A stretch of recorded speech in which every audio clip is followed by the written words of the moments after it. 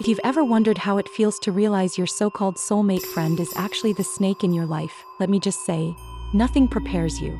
When the evidence pointed straight at Marissa, my world flipped upside down. Here's how I confronted her, exposed her secret sabotage, and found out just how deep the jealousy and betrayal went.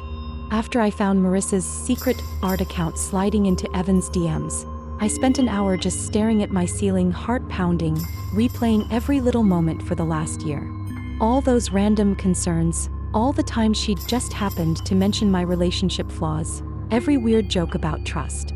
It felt like I'd been living in a movie where the plot twist is, your best friend's been playing you the whole time. I wanted to scream, cry, go off in a massive text rant, but something held me back. I needed to catch her red-handed, not just for my own closure, but so nobody could spin it or gaslight me into thinking I was overreacting. Here's what I did.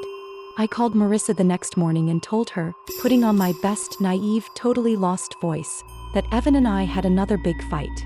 I told her he was thinking of leaving, that the weird messages had really gotten to him, and that I just felt so alone. I mentioned I was going out of town that weekend, just to clear my head. She immediately started texting Evan, just to check on him as a friend. And sure enough, the mystery account popped up in his DMs again a few hours later with fresh advice about how I wasn't the person I pretended to be.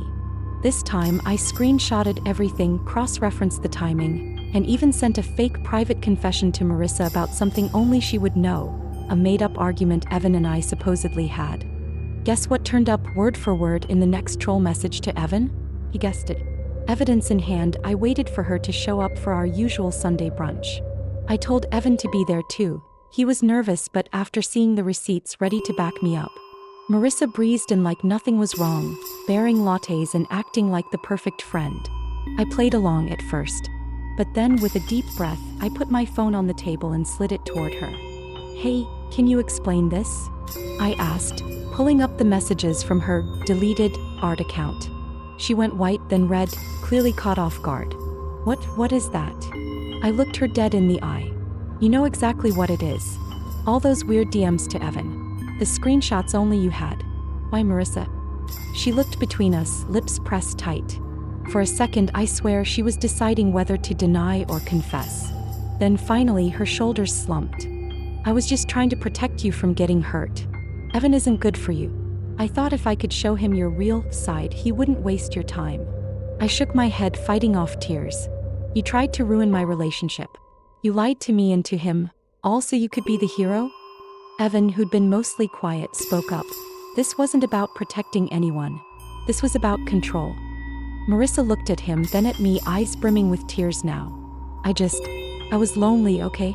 You're always so happy, always the one with the guy, and I'm always just the sidekick. I wanted to feel important. I didn't mean to hurt you. I wanted you to need me again." It stung more than I could put into words.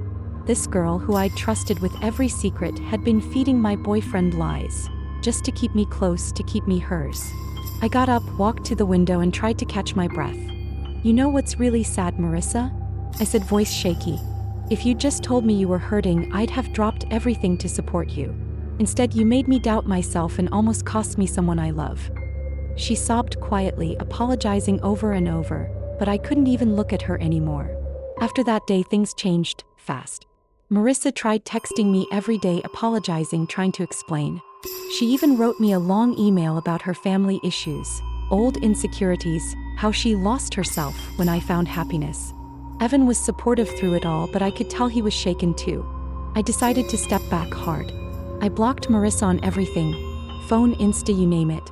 Not out of anger, okay, maybe a little, but out of self-preservation. For the first time in years, I realized how much I'd leaned on her for validation, ignored the tiny red flags, made excuses for the weird little criticisms disguised as tough love. The weeks that followed were tough. I grieved the loss of the friendship harder than any breakup. My phone felt emptier, my life a little quieter. But I started reaching out to old friends, people I'd drifted from when I made Marissa my whole world. I leaned harder into my relationship with Evan. Honest talks, new boundaries, promising never to let anyone come between us again. A month later, Marissa sent me one final letter, handwritten on cute stationery, classic her. She said she was starting therapy, that she hoped I'd forgive her one day, and that she wished me well. It was closure in a way, but I knew I couldn't go back. Some betrayals can't be undone. Here's what I learned. Friendship shouldn't be about control. You don't need a sidekick. You need people who want to see you happy, even if it means you drift apart sometimes. Trust your gut. If something feels off, or if someone's support feels like shade, pay attention. The people who love you don't have to tear down what you're building. Forgiveness is for you, not them. I forgave Marissa quietly for myself, but I didn't let her back in. That's how you heal. You acknowledge the pain, then move forward. Months later, I ran into her at a mutual friend's party. She looked healthier, happier, genuinely remorseful. We smiled, had a polite chat, but that was it. No more late-night confessions, no more emotional drama. Evan and I were stronger than ever. That whole ordeal forced us to communicate, check in, and become teammates again. I never thought I'd say it, but I'm grateful in a weird way for what happened, because it taught me what real love and friendship should and shouldn't look like. Did this story hit home? Want more real-life friendship drama, dating disasters, and jaw-dropping betrayals? Hit follow and stay tuned. I'm dropping even wilder story times every day. You won't believe what's coming next.